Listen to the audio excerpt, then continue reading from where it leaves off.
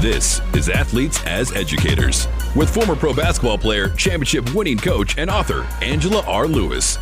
Angie Lewis interviews current and former athletes who are passionate about sharing the lessons they've learned and the experiences that have shaped their lives. A resource for parents, a guide for student athletes, a source for current and former athletes, keys to transition off the court. Welcome to the Athletes as Educators podcast with Angela R. Lewis. Welcome to this episode of Athletes as Educators. I'm your host, Angie Lewis. On the podcast today, we have Jeremy Moore. Jeremy works for Octagon, one of the largest sports marketing agencies in the world. He also played football at Georgetown and got his master's in sports administration from Columbia. Jeremy, thank you for joining me today. Oh, thank you for having me, Angie. Jeremy, will you talk a little bit about your background in football, when you started, and how you got to Georgetown? Sounds great. So, from New Haven, Connecticut, where I played football at Hill House High School. I only played 2 years, but I was afforded the opportunity to play collegiately. So I attended Georgetown University on a full football scholarship, where I ended up making all-conference 3 years and also was an All-American. You only played high school ball for 2 years? Yeah, only played high school football for 2 years. That's so really uncommon. Yeah, thought I was a basketball player, but then when you're 5'9", 150, and you don't grow, it's time to reevaluate your life, you know? Very, very good point. So you played your junior and senior year and ended up getting a scholarship to Georgetown. Yeah. After that. Yeah, definitely. Yep, worked out. God bless it, worked out. What did you major in and why? Yeah, so I've always been a business savvy kind of guy, so ended up majoring in management and marketing with a minor in entrepreneurship and theology. So I had the unfortunate situation of coming to Georgetown thinking I was going to major in finance, just, drink the Kool-Aid, go ahead and work on Wall Street, slave a little bit, make that money. But fortunately, my mentor told me to follow my passion. Ended up getting kind of bad grades in finance my first semester. Yeah, could have done a little bit better. But that actually redirected me and let me know that this is not the path that I should be taking. So I ended up creating Georgetown's first ever undergraduate sports organization called G.A.M.B.L.E, where I served as founder and VP of Sports Media and Entertainment. So G.A.M.B.L.E stands for Georgetown Aspiring Minority Business Leaders and Entrepreneurs Sports. So, we held resume cover letter workshops, mock interviews, a speaker series where we brought in different executives from various sports organizations within the market of DC to campus to speak to the students, networking opportunities. And this was basically an opportunity for the students to get firsthand experience in different cultures, as far as organizational culture with the job treks that we're taking, and just being able to set themselves up for a job after Georgetown. One of those unknown facts is Georgetown was actually at the time the number 2 sports employment for after undergrad. But Princeton was number 1, but whatever, who cares? But and that's without having an undergraduate sports management major. That's without having any kind of avenue. So we were just utilizing our connections and making it in. So, I'm proud of the work that I've done and the legacy that I laid and everybody that worked with me to create this legacy. So, seeing all the professionals that we have in the workplace that attended the G.A.M.B.L.E sports meetings, and a lot of people that still actually reach back out to me years later, it's the fruits of my labor. It's humbling. I'm really impressed that you were a student athlete and did so much outside of sports. How were you able to balance that? Yeah, so that's always the age-old question. How do you prioritize your time?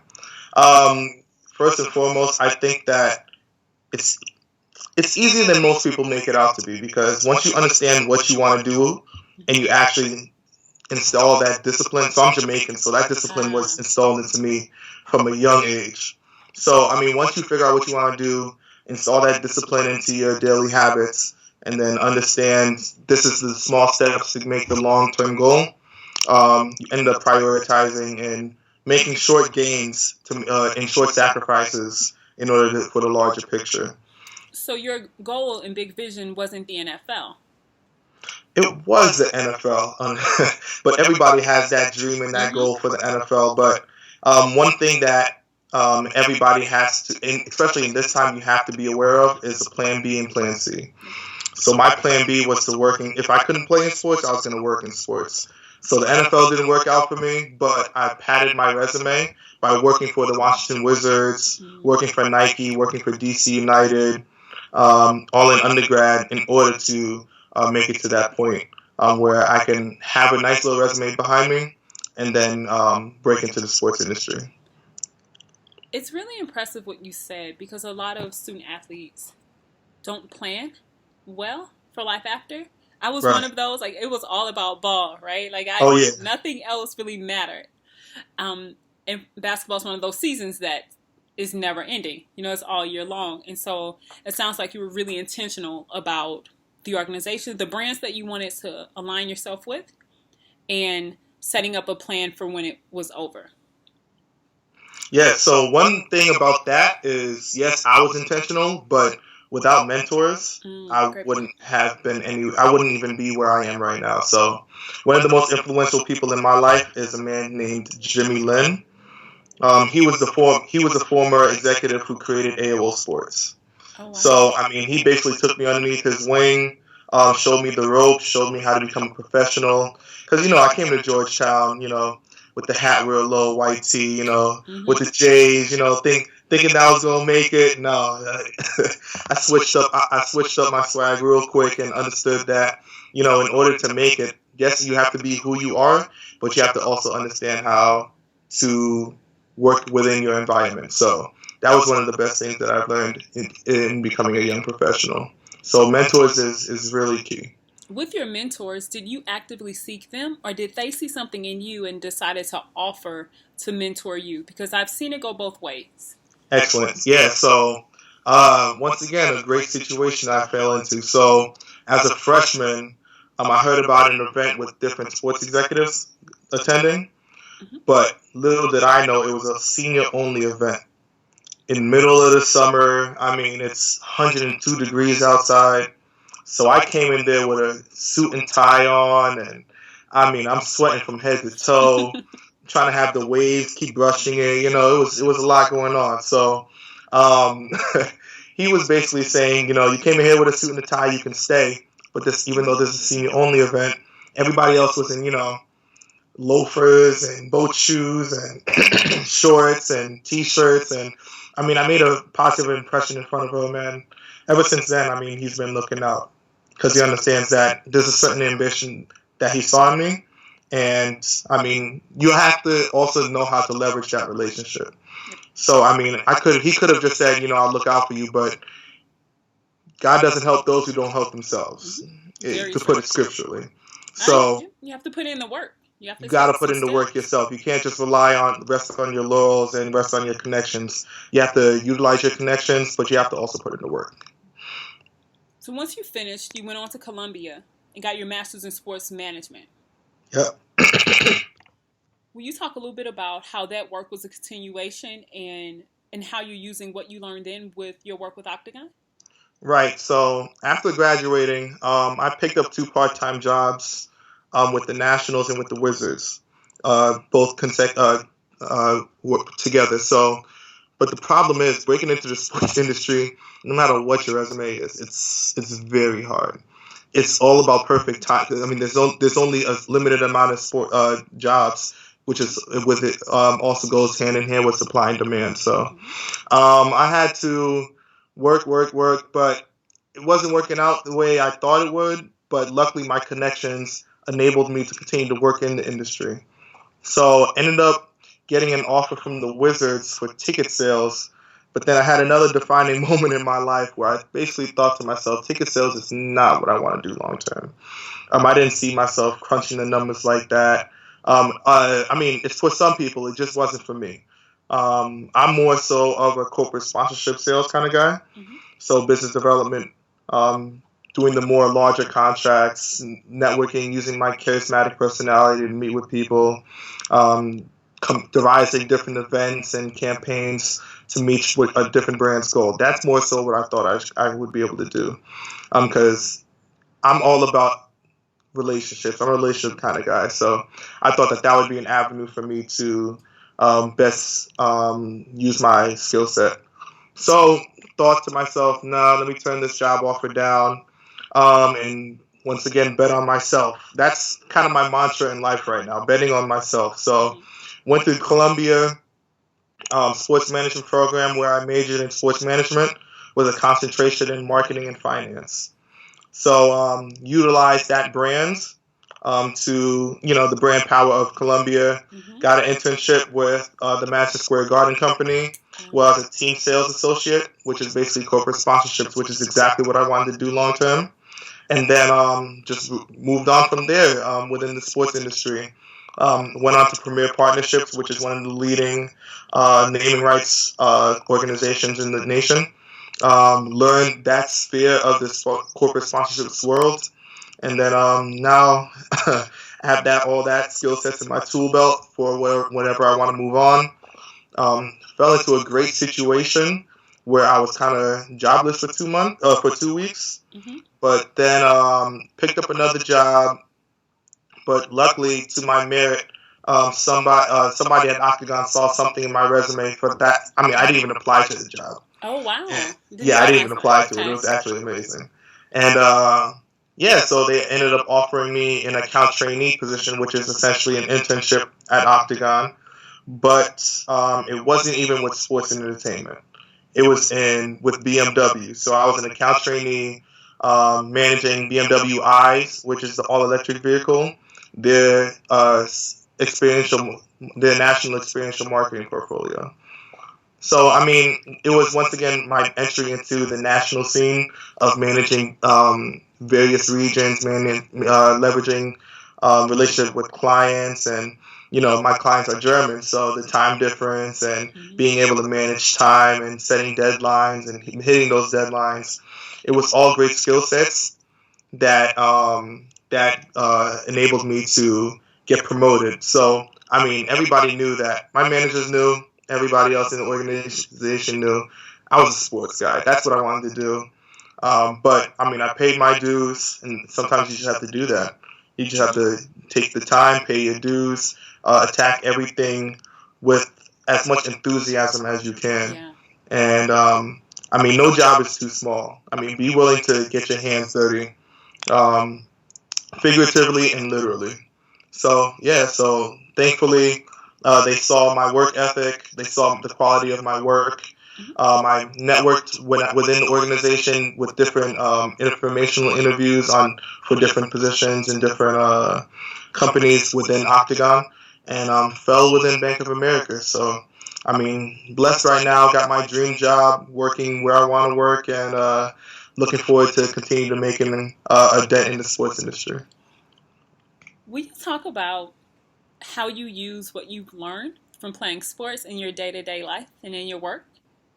Yeah, so once again, that's the discipline, that's the teamwork mentality. So employers love people that are on teams.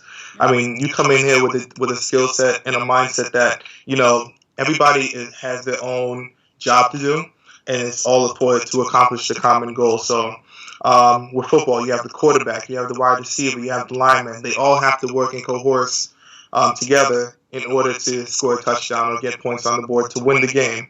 Same thing like Octagon, same thing like any organization for that matter. You have your digital team, you have your CRM, you have the PR team, you have the marketing team, and they all have to work together in order to accomplish the client's main goal. So, I mean, being a team player, being a leader on the team, and just the competitive nature of wanting to be the best at whatever I did, that goes hand in hand in this perfect synergy with working with Octagon. So one of the purposes of the Athletes as Educators podcast is to help current and former athletes know what industries are out there beyond playing sports. Right. Will you go a level deeper in regards to the work that you do? Okay, so for me, I manage Bank of America's national sports marketing portfolio for MLB, NFL, and NBA. So basically, but more so primarily MLB with backhanded NBA, NFL, and college athletics. So day to day, it's working with the client, coming up with different creative, making sure that the vendors are hitting their deadlines for different aspects of our portfolio that we subcontract. Um, Basically, streamlining everything to the client.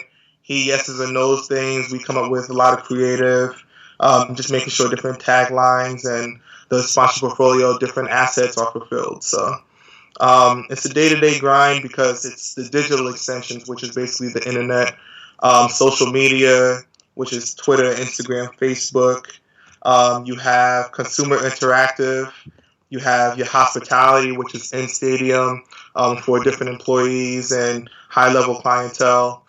You have consumer interactive, which is also in stadium, but anything that builds a positive brand recognition towards Bank of America. So it's a grind every day. Some days are slow. Some days are, I mean, you're up till 8 o'clock trying to get things done. But I mean, I love this environment. I love having a deadline and hitting it on time, and the sense of being fulfilled after a job is done.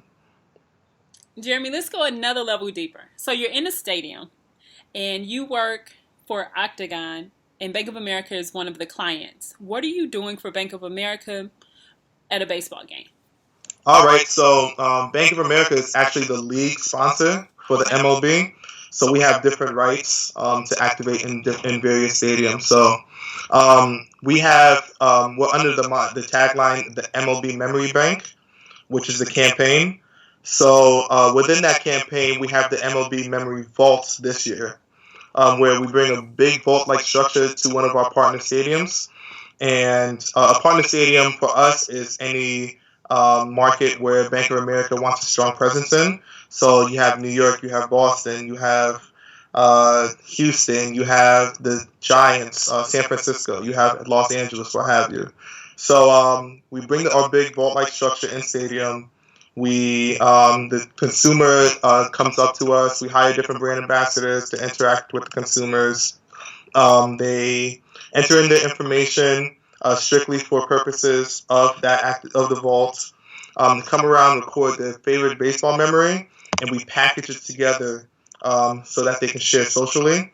But as an incentive, we give them an infinity card, which is basically a credit card-like card that, I mean, you can't really take money out of it, but And then you swipe it in front of the card reader, and then various for a chance to win a prize. So the different prizes include signed autographed baseballs and autographed jerseys, different novelty items, tickets to games, tickets to All-Star Game, tickets to World Series. So anything that creates a positive brand experience, that's what we do. So it's more so premium items. Mm-hmm. So that's what you're doing in stadium. And when that's what we do in stadium, yep. And then when you're not in stadium, you are managing social media and web-based platforms. Yep. Social media, creative for different signage that we have in stadiums.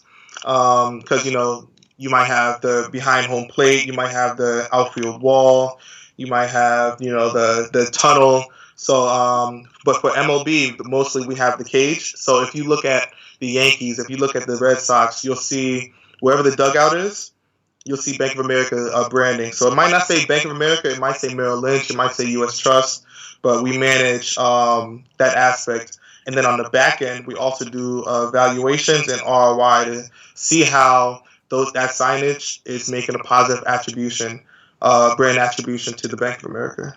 How is that determined? How is signage? I've always wondered that about marketing. So what's the correlation between the signage and the impact? Right. So it's all about eyeballs. So how many people are watching the game? That's why a lot of our markets are big city markets. So kind of guaranteed eyeballs and impressions towards the said venue. But of course, there's other variables that affect, the ROI, which every company kind of figures it out a little differently. Yeah. So I can't get too deep into it. I understand. Yeah. But yeah, so it's all about eyeballs. What brand does the consumer see to make us first in mind whenever they want to make a purchase or a transaction? We want Bank of America to be the number one or company whenever um, the age demographic of 14 to 28. Whenever they want to find a bank to have bank loyalty with, we want to be first in mind. So that's why we tap into the fan affinity of those sports fans and just activate. Makes sense. Yeah. Makes a lot of sense. Thank you for being really clear about that and breaking it down to like kindergarten level, because sometimes if you don't know what an industry is, then you don't even know that it's a possibility. Exactly. Yep, I'm still learning myself. I'm 8 months in. I'm still learning. Will you talk a little bit about things you wish you would have known in high school that you know now as a young professional? Oh, man. I wish I would have known about the college prep organizations, like Inroads. Well, Inroads is the main one I wish I would have known about, especially when I graduated with 3.8. So, I mean, obviously I had the merit in order to apply for the program. But that would have set me up with different internships, different networking opportunities, different public speaking workshops. Because one thing that I always had a problem with was public speaking. That was my Achilles heel in high school and undergrad. I mean, I completely hated being in front of the crowd. But, I mean, you work on it, you work at it. And now it's something that I would consider a strong suit for me. But I wish I would have had the college prep programs, and I would have known about the college prep programs when I was in high school. Also, I wish I would have taken my AP courses a little bit more seriously. Yeah, so, I mean, you go ahead, you take your AP classes. I did well, I got A's, but then the test came, and it wasn't mandatory, so I was just like, okay, whatever. I'm trying to graduate. It's time to get up out of here. But little did I know, I mean, a lot of my struggles freshman year and my first semester and my second semester of freshman year would have been negated if I went ahead and just took those calculus or that geometry, tried to place out of it, transfer that credit, and then just kept it pushing, taking the easier class, and oh man, yeah. So I wish I would have had those AP classes when I was. I took it more seriously when I was in high school. Well, sometimes it can be a tad bit frustrating when you think back on some things you would have done, but you have made the decision to take the initiative to help other young people. Will you talk a little bit about the Talented 10 initiative and the legacy that you're building with young people in your area? Excellent. So that's a great segue. So, great job. Good job, Angie. I see you. So the Talented 10th initiative is a concept that I converted from W.B. Du Bois, when he basically said that 1 in 10 African American males will be the leaders for our generation through classical education rather than industrial, which Booker T thought industrial would be the way for us to make our name, for classical education, using our minds to change the world. So I kind of converted that concept to be more inclusive. So I bring in the top high school, college-bound males to their respective institution markets. So Columbia, Georgetown University. I'm doing UNCC next month. I'm also going to bring it back to Yale University, which is my hometown. And then we just hold a full day of workshops. So we do resume cover letter workshop, developing your personal brands, which is facilitated by me, but I bring in different mentors that I looked up to or that I know can influence the students in a positive manner, the same way that I was influenced. They're respected within their industries, whether it be technology, whether it be sports, whether it be fashion. I mean, it's different touch points for every student to be able to utilize. So, college application process and college prep programs, which is one of the I wish I would have known kind of things. Exactly. So this started as a class project at Georgetown, my leadership class. and it just evolved from there. Had Georgetown backing. Brought it to Columbia this year, which was about 2 weeks ago. Very successful event. I used my sponsorship know-how to enlist different organizations to enhance the experience for the students. So Men's Warehouse, they donate ties and suits for students that don't have it. Because mind you, for the most part, this is the underprivileged market. So if they don't have suits and ties, we're getting them suits and ties. I have different supporters, and the Princeton Review, they donated books, SAT books, for the students to study from. So every student that attends the Talented 10th receives their own SAT book. So, that's just a different way that we can bridge the education gap and continue excellence within our culture. I love this. This is so awesome. And in interviewing a lot of people, what I found is that a lot of athletes want to make a difference. Current and former athletes want to make a difference, but sometimes they may not necessarily know how. So why did you decide upon this initiative? You could have done anything for your leadership class. Why does this matter to you? Right. So coming from New Haven, Connecticut, it's the 7th most dangerous city in the nation. So it was one of the situations where even though I had great grades, I wasn't afforded the resources to be successful as the people that went to Lawrenceville School or the people that went to Choate. So this was one of those I wish I would have known kind of situations, and I wanted to go ahead and equip the next generation of leaders with the skill sets and opportunity to be on an equal playing field. You see everything going on right now, especially in Charlotte and in our greater United States, of opportunity and the lack thereof for minorities. So this is just one of my small measures of trying to bridge the education gap and equip our young leaders with different tools that can make them an asset for an organization moving forward, thus making them world-renowned leaders. Now, as you know, being exposed to people in various industries can open young people's lives and show them what they can become. What's some of the feedback that you've heard from students? Yeah, so this is the 3rd year I've done it. The first 3 years was at Georgetown. 100% graduation rate thus far, 100% college placement rate thus far. So I'm waiting to see what the Columbia class does, but I'm very hopeful, and I know that they're going to make a difference. But the kind of feedback that I've gotten back so far from the Georgetown was, we had one person that ended up going to Georgetown, one person that went to GW. We had 2 Gates Millennium Scholars that never knew about the scholarship before that. I helped them through the whole essay process. Every individual that attends, I send them my resume template. So now they all have resumes that for when they apply to college, as well as as they continue to build their resume. I give them different insights and different nuggets on how to make it appealing to employers. That is so awesome. The fact that the Gates Millennium Scholars didn't know that it even existed before. Didn't know it existed, so I helped them through the whole essay process as well. Now they have their college paid for. I wish I would have known about the Gates Millennium Scholarship when I was younger. Exactly. But exactly, that's a game changer.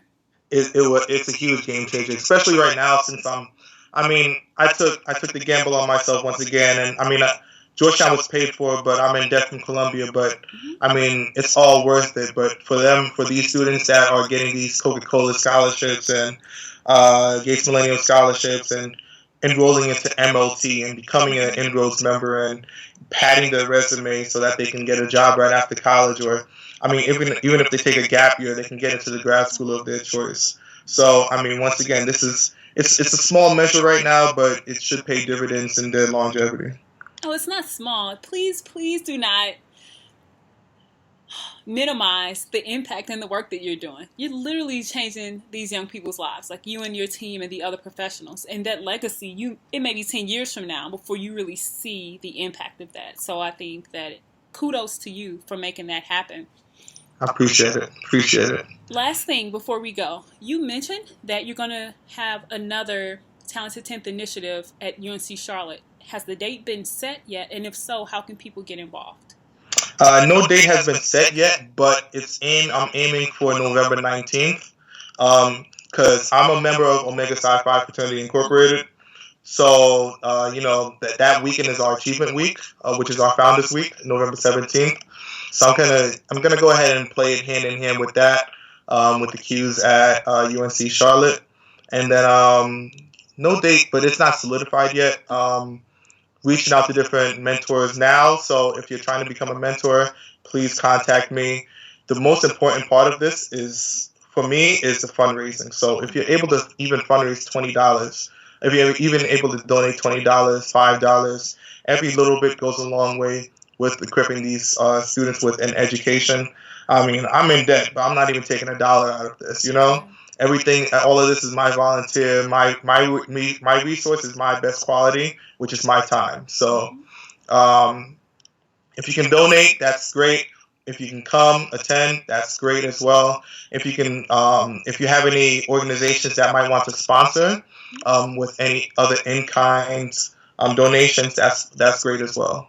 But you can contact me. Angie will have my contact information, so she can just go ahead and give it to you if you're interested. I'll make sure that your contact info is in the show notes, and people can reach out to you from there. Sounds great. The last thing I wanted to make a note of, that same week that you mentioned is Global Entrepreneurship Week. And so I remember you saying that you had part of your background is entrepreneurship. And so maybe there's a way to integrate entrepreneurship, Talented 10th Initiative. Just throwing that out there for you. Oh yeah, thanks for that nugget. We're gonna make it happen then. Great. Well, Jeremy, thank you so much for joining me today. I really appreciate it. I wish you the best and look forward to working with you in the future and supporting the Talented 10th Initiative. Sounds great. Thank you very much, Angie, for allowing me to showcase my Athletes as Educators. Thank you for listening to the Athletes as Educators podcast. Connect with me through the Athletes as Educators Facebook page or at Athletes Educate on Instagram. Be sure to subscribe so that you never miss an episode, and go over to iTunes and leave us a 5-star review. For more resources and information about today's podcast, you can check us out at AngelaRLewis.com.